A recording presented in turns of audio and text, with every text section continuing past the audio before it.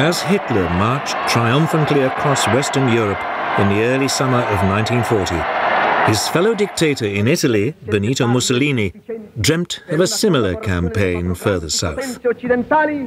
Chiama il sangue principi che sorgono e che nascono e I principi che declinano. La vittoria è per noi, per I primi.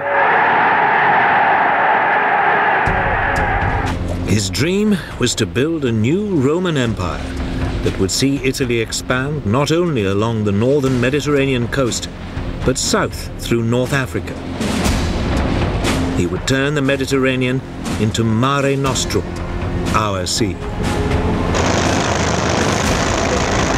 But it was a dream that would turn into a disaster. It would lead, in due course, to Mussolini's death and fatally overextend his German ally.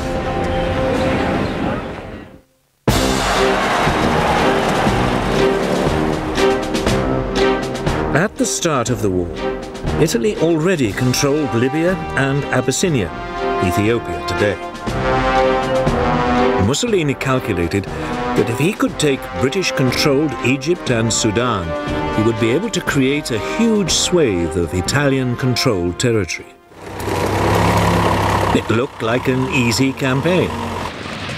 Italy had 10 times more troops in the region than Britain.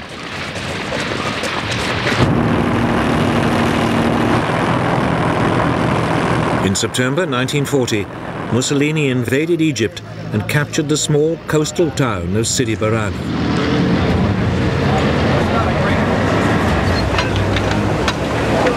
There, the Italians stopped and dug in.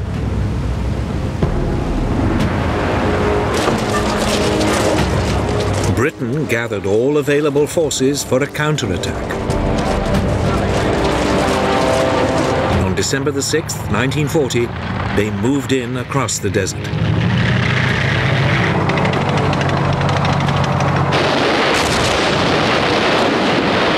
Just 4 days later, they overran the Italian defenses.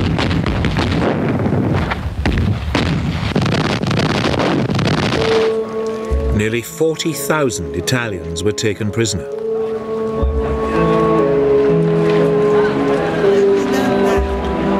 It was the first sign that the Italian army was in poor fighting shape. The remainder of the defeated Italians retreated back across the Libyan border.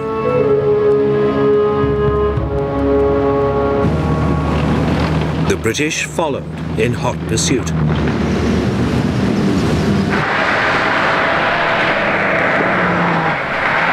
In barely a month, the Western Desert Force, as it was called, had advanced almost 600 miles across Libya.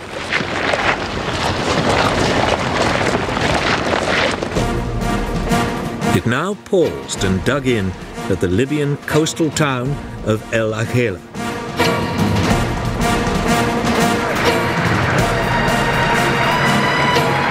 Almost half of Italy's Libyan empire had been seized and over 100,000 Italian troops taken prisoner.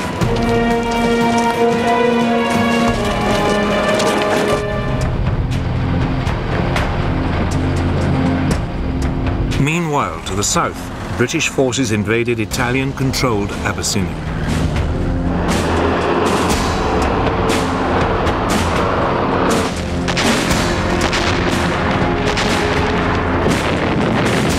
The fighting lasted for nearly 12 months. The rugged terrain made communications and transport difficult. But in the end, the Italians were forced to surrender.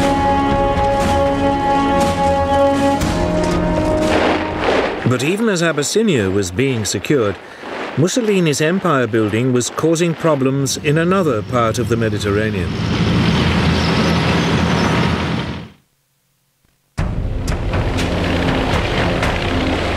Nearly 2 years earlier, in April 1939, as part of his plan for a new Roman Empire, Mussolini had occupied Albania. The following year, he demanded Greece become an Italian colony. When the Greeks refused, he invaded.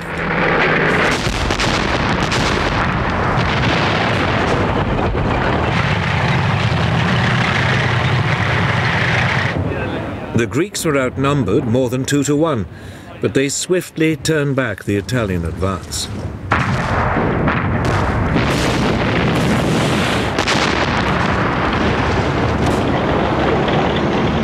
By the beginning of March 1941, the Italians had not only been pushed out of Greece, but out of much of neighbouring Albania too.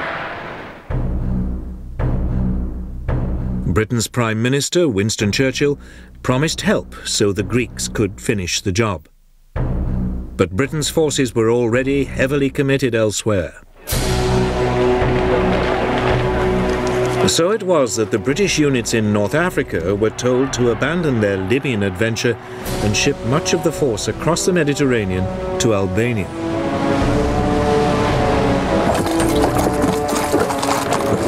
As the Italian troops were now pushed back, Mussolini's Balkan ambitions fell apart. The Italians were in deep trouble.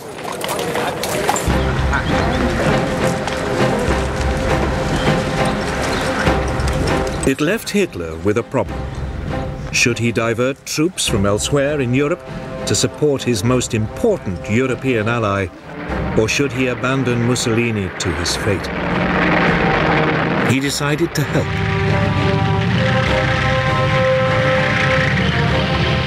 In April 1941, over 500,000 German troops swept down into Yugoslavia and Greece.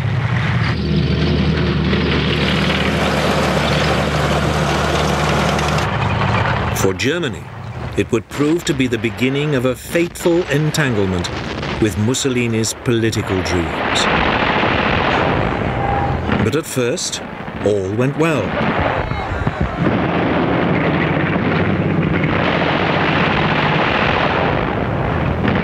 The Greeks, despite British help, were unable to hold the Germans back, and in late April, the Axis forces captured the Greek capital of Athens.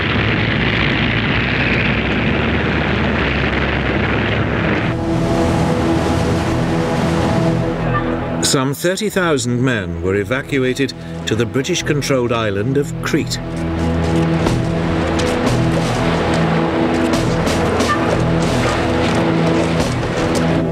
Hitler decided to flush them out.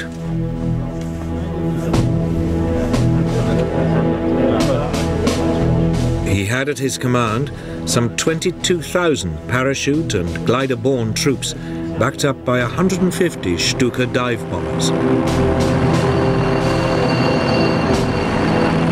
The landings began at first light on May the 20th.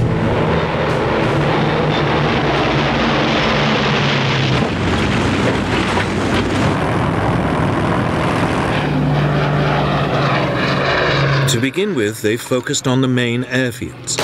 The Allied forces were overstretched. There were incessant German air attacks.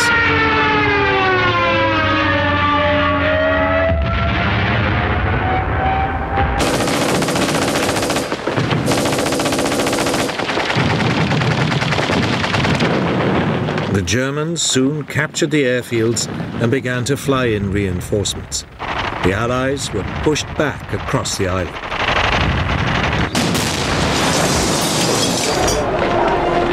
Two weeks later, it was all over.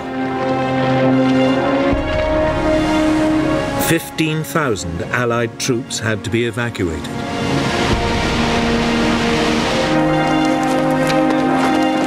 A further 18,000 were taken prisoner.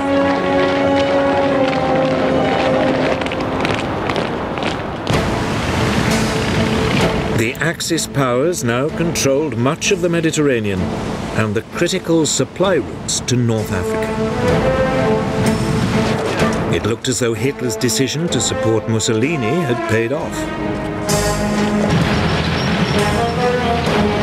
He was poised to drive Britain out of the entire region.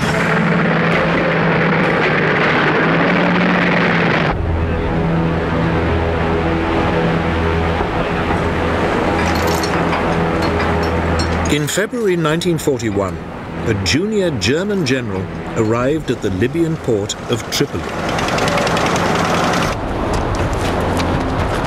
Erwin Rommel was one of the rising stars of the German army and had been chosen by Hitler as the man to rescue his Italian ally and retake North Africa for the Axis powers.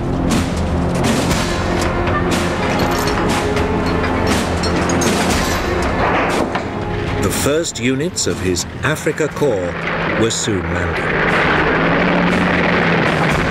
Some 16,000 men and over 100 tanks had been diverted from the European front. The Axis forces rapidly outnumbered the British troops, depleted by the war in Greece and Crete.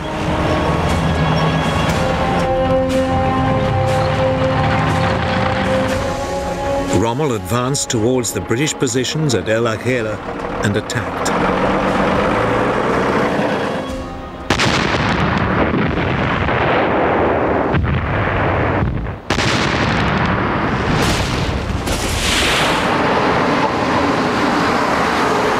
As the British fell back, Rommel pursued them.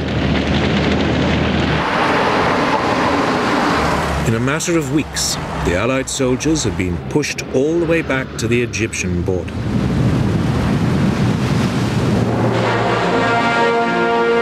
But in the retreat, a division of Australian troops had been cut off by the Germans in the Libyan port of Tobruk. The British commander, Sir Archibald Wavell, now launched 2 successive attempts to relieve them.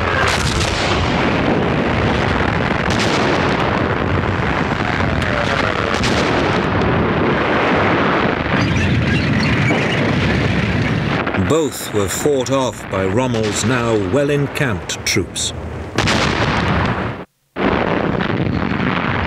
The Germans massively outgunned the British. Their 88mm anti-aircraft guns, when used against tanks, far outranged the British. Moreover, Rommel took advantage of the wide-open landscape to drive his tanks around the British forces, outflanking them time and time again. It would become his trademark tactic. The British press, half grudgingly, half admiringly, nicknamed Rommel the Desert Fox. For Wavell, it was too much. Now exhausted, he was replaced by General Claude Auchinleck. Auchinleck came under immediate pressure to try again to relieve the Allied troops in Tobruk. But he refused until his forces had been reinforced.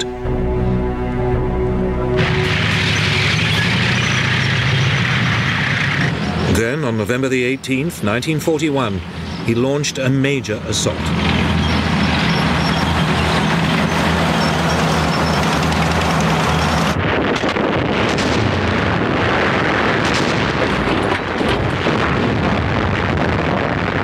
Operation Crusader, as it was called, started with a lengthy armored dogfight.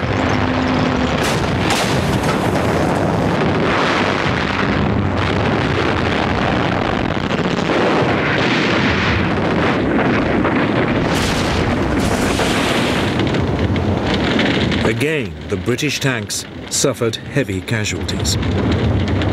But the infantry slowly moved forward.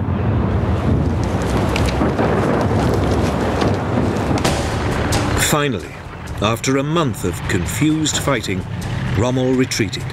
Tobruk had been relieved. The Axis units fell back along the coast, all the way to their starting point at El Agheila.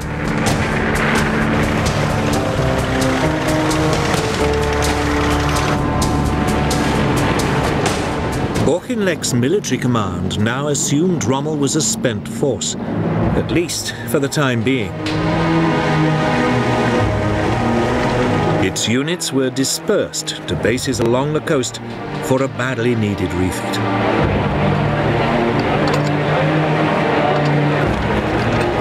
It was a mistake.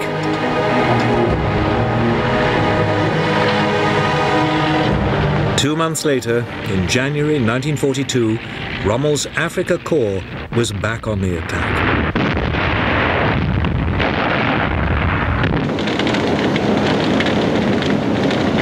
It quickly brushed aside the forward units of a now unprepared British army. The chase along the coast of Africa began all over again.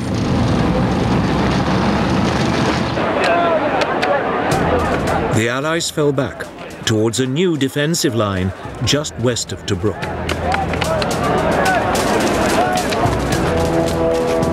Here, a series of defensive positions, known as the Gazala Line, were constructed. Rommel attacked it at the end of May 1942.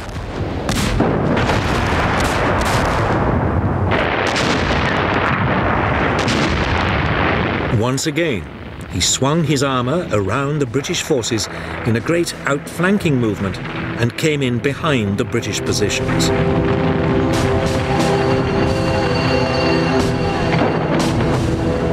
But this time the British were prepared for it and tried in turn to outflank Rommel.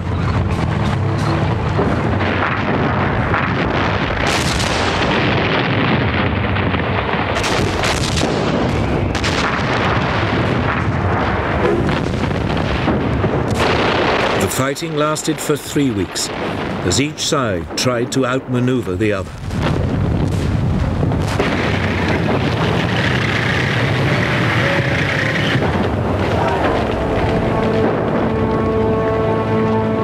Eventually, the British were forced to retreat.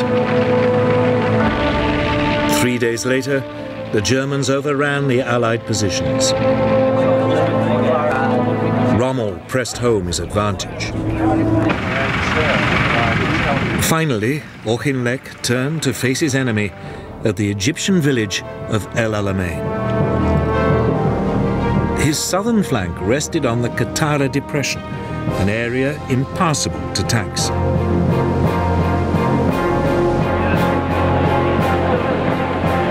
On July the 1st, 1942, Rommel attacked again.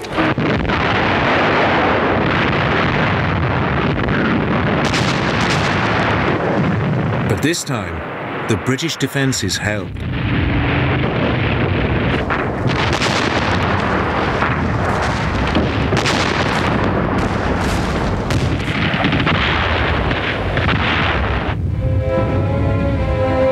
Rommel, with his supply lines stretched and now seriously short of fuel, was forced to give up.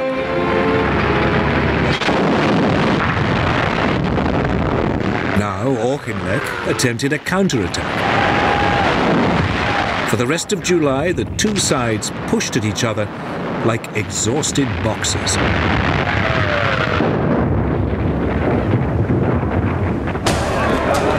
Churchill was furious at the lack of British progress and now visited Egypt.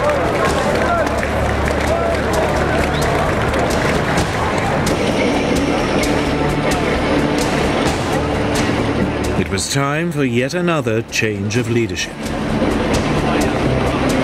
Auchinleck was replaced by not one, but two generals.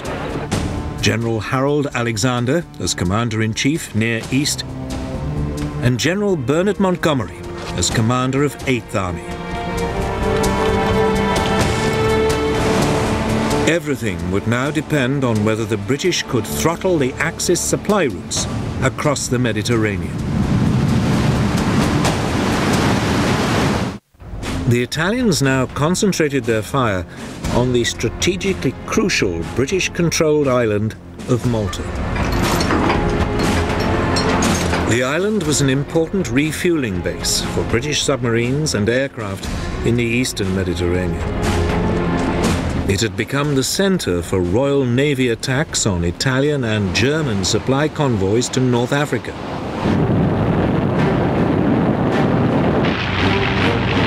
In summer 1940, Italy bombed it.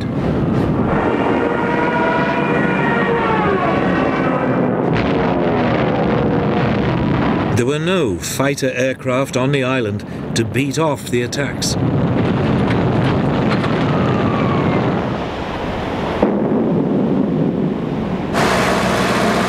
Then, almost by accident, 4 Gladiator fighter biplanes were found in crates on the island. They were hastily assembled.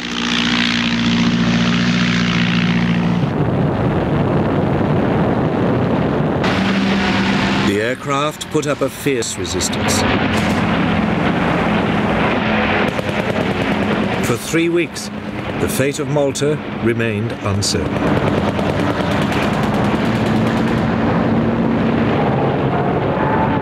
Then, finally, British fighter reinforcements arrived, and the Italian bombers were temporarily beaten off.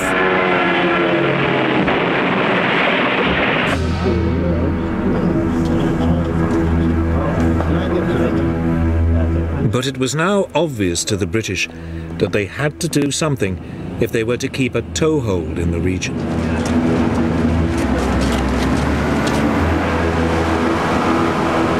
That winter, Britain launched what it hoped would be a knockout blow against the Italian Navy.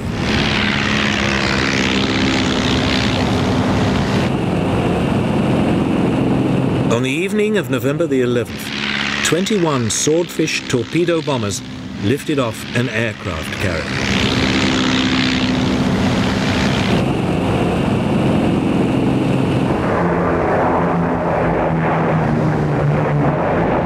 They swept in on the Italian fleet, anchored in its base at Taranto. The Italians hadn't expected it.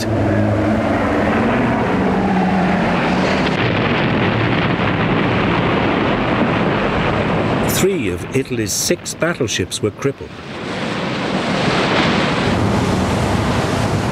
4 months later, Britain struck again.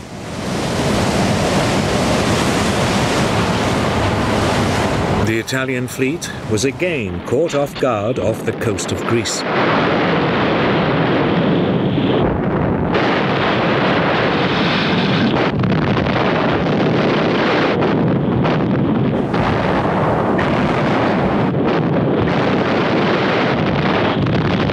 A 4th Italian battleship was damaged.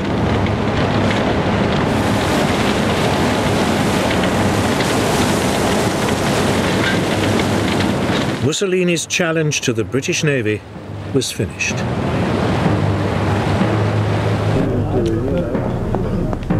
It was a turning point for Hitler, too. It was now clear that Italy could no longer be depended on to maintain control of the Mediterranean. It meant his supply lines to North Africa were at risk of being cut off. Germany decided to take a direct hand.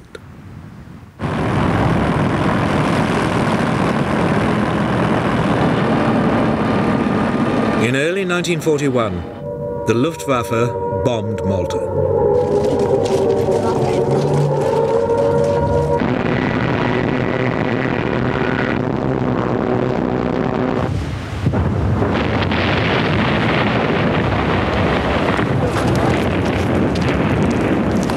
The island took another severe battering.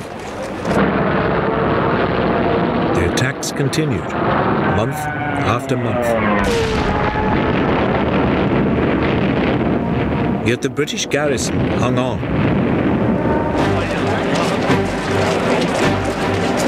During an interlude in the German bombardment in autumn 1941, it even managed to step up its attacks on the Axis supply convoys to North Africa.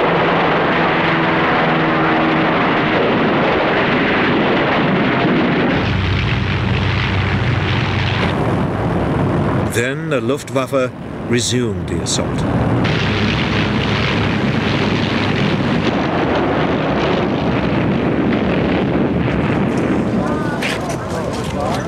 But despite the battering, the people of Malta held on.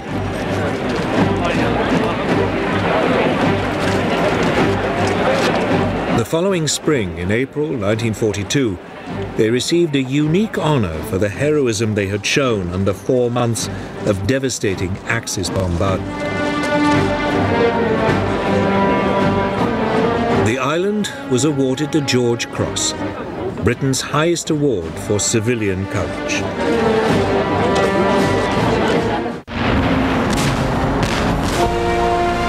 In mid-June, the British Navy sent convoys from Gibraltar and Egypt to relieve it.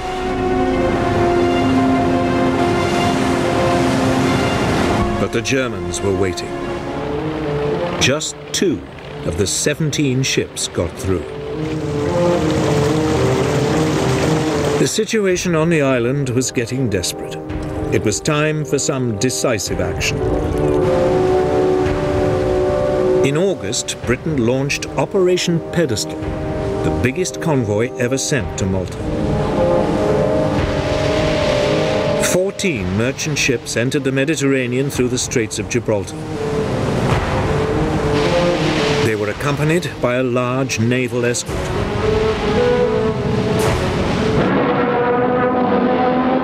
Almost immediately, they ran into German opposition.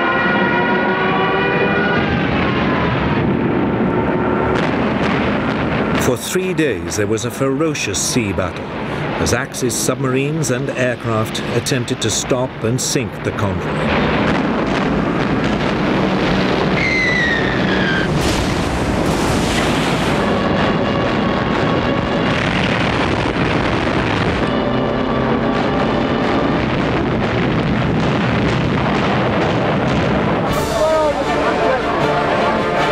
Finally, on the 4th day, 5 of the British merchant ships made it into port.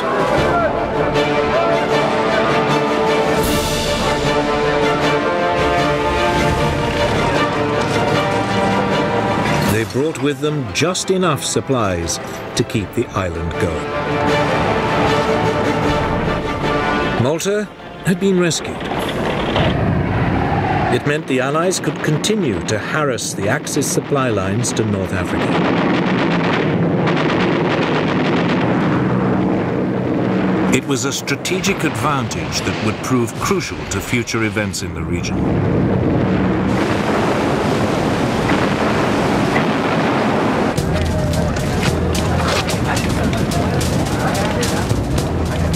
In North Africa, Churchill's orders to his new team, Generals Alexander and Montgomery, were simple: destroy the army commanded by Field Marshal Rommel.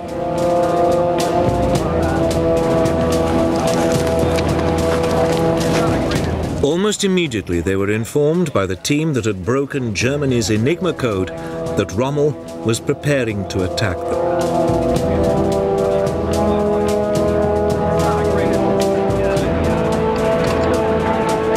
Montgomery assumed the Desert Fox would try another of his outflanking moves and fortified the ridge of Alam Halfa, just to the southeast of El Alamein.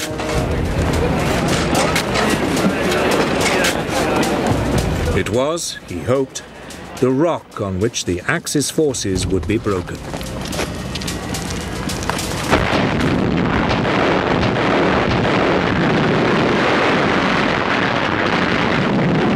When it came, the fighting lasted for 3 days.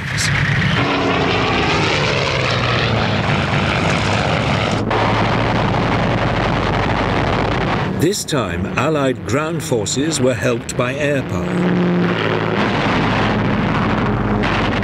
The RAF played havoc with the advancing German tanks.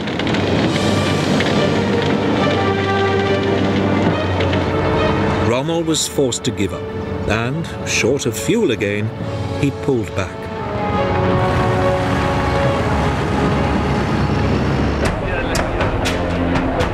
It was now Rommel's turn to dig in.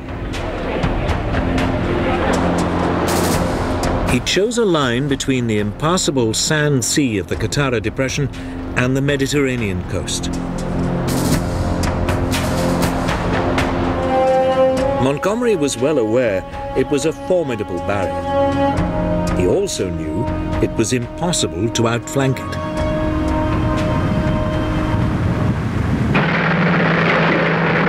his only option was to punch his way directly through the middle of the Axis defences.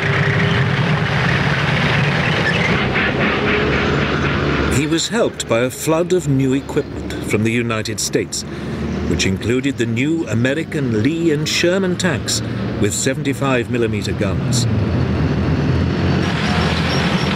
At last, the Allies had a weapon which could match the Germans. Finally, on the evening of October the 23rd, 1942, the British opened up an artillery bombardment on Rommel's positions.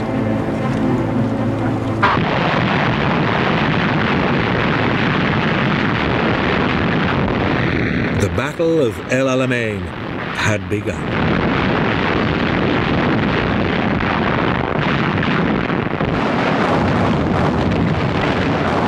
Under cover of the bombardment, Allied engineers moved forward to clear paths through the Axis minefields. The Axis forces were harried by Allied air power.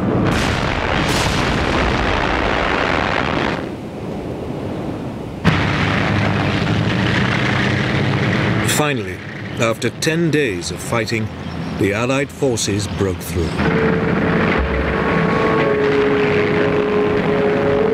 The following day, Rommel retreated.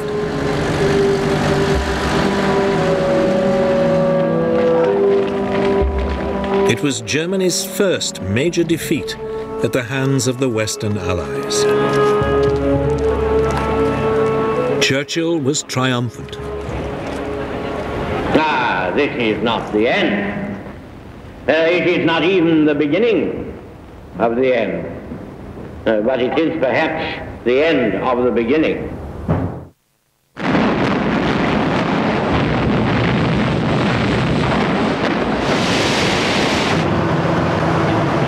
An Anglo-American force had landed 1,000 miles to his rear in French North Africa, Morocco and Algeria today.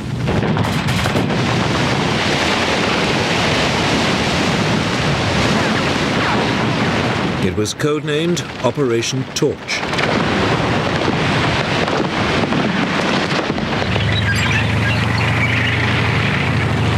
The Allied First Army was soon moving eastwards towards Tunisia.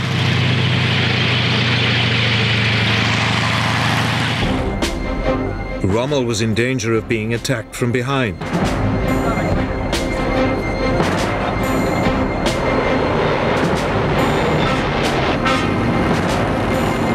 Over the next few days, the Germans flew in tens of thousands of troops from Europe to save Rommel and shore up the German position in North Africa. Finally, in late February 1943, Rommel, reinforced, set up a new defensive line 100 miles inside Tunisia and turned to attack Montgomery's advancing forces.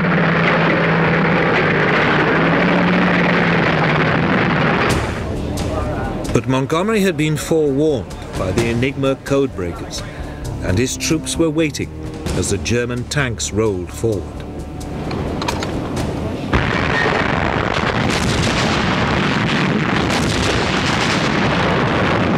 British artillery broke up the assault, and the panzers were quickly halted. It was Rommel's last battle in North Africa. On May the 7th, US forces took the port of Bizerta. The British 7th Armoured Division, the famous Desert Rats, drove into Tunis.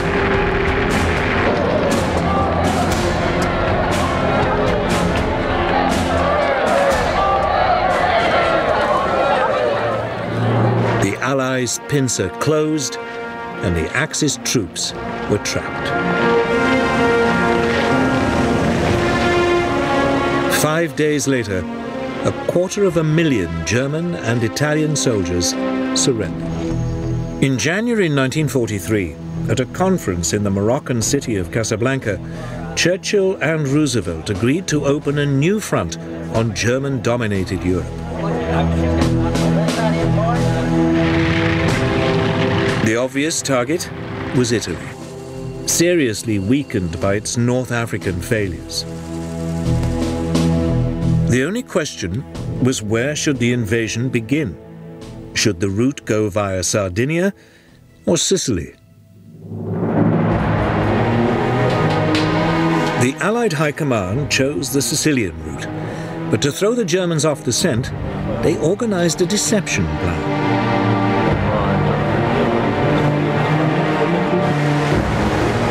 Operation Mincemeat was launched. A corpse was dropped off the shores of Spain carrying false papers. When it was washed ashore in May 1943 and the papers passed to the Germans, they revealed that the Allies would pretend to attack Sicily, but that their real target was Sardinia.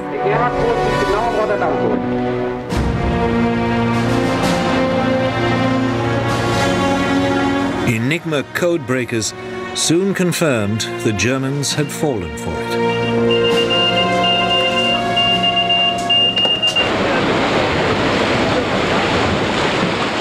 Six weeks later, the British 8th Army, under Montgomery, landed in the southeast corner of Sicily.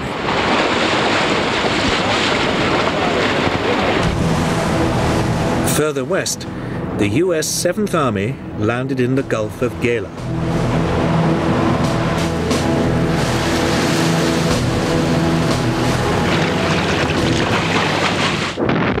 The Italian resistance was again overwhelmed.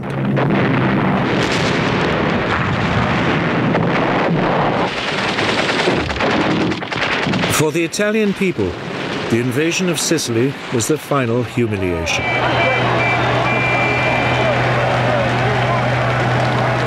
Mussolini was overthrown in a popular uprising.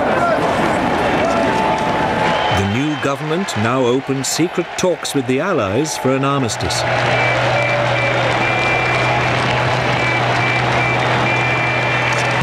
Within 5 weeks, the Germans had been pushed out of Sicily.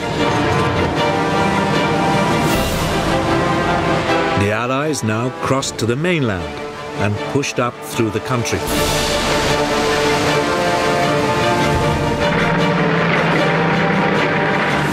US troops moved up the west side.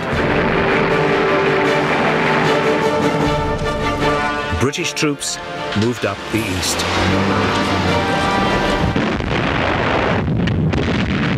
The Germans fought back savagely all the way.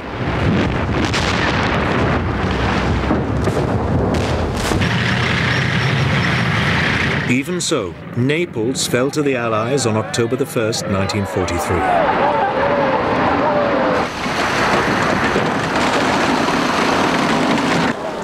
But then their progress was slowed by autumn rains and skillful German rearguard attacks.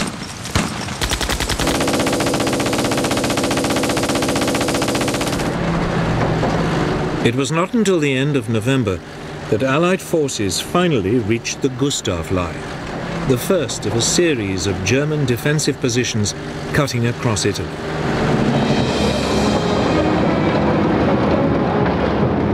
British troops managed to break through at the eastern end of the line, but winter was setting in, and bad weather forced them to halt.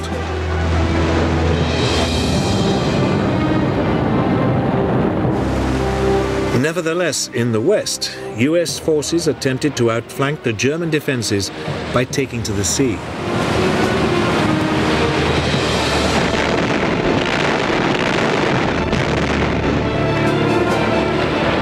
They landed on January the 22nd, 1944, 60 miles to the north at the point of Anzio.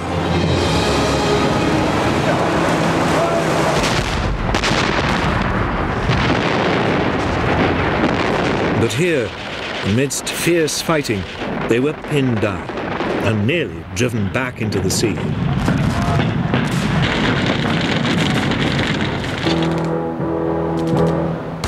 The Americans remained trapped at Anzio for the rest of the winter and into the spring.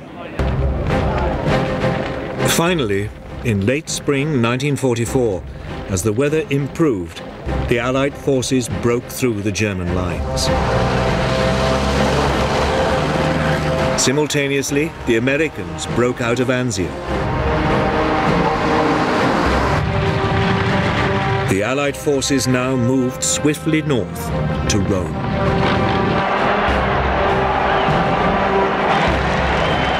The Italian capital was liberated on June the 4th, 1944.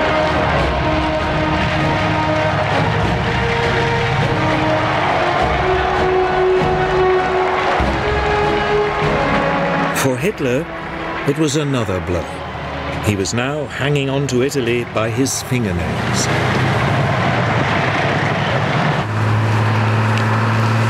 The Allies continued to push north.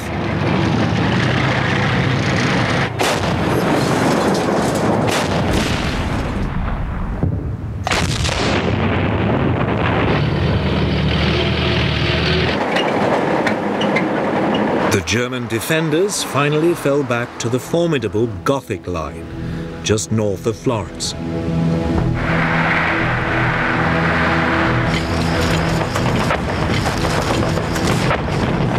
Here, bad weather again brought the Allied advance to a halt.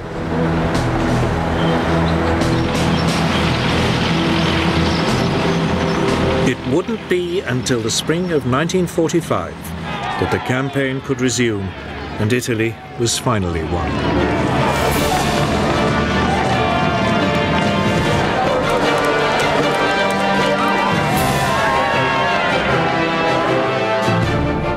By then, the Italians had had enough of Mussolini. He was captured by Italian partisan forces and shot.